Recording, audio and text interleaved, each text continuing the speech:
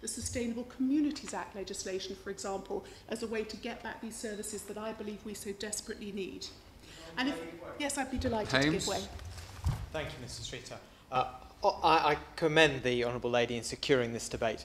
On that very point, we recall some years ago when these closures first happened that we petitioned the Health Overview and Scrutiny Committee at Wiltshire Council to intervene on our behalf.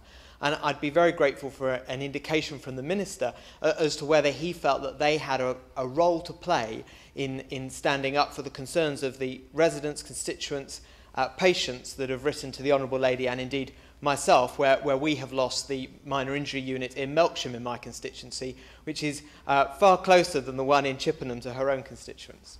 And I thank the Honourable Gentleman, Member for Chippenham for making an excellent point. Indeed, it is very interesting to me because a subtopic of this whole debate has been the failure of the PCT to deliver a new primary care centre in Devizes, which was promised as part of the quid pro quo as when these closure announcements were made.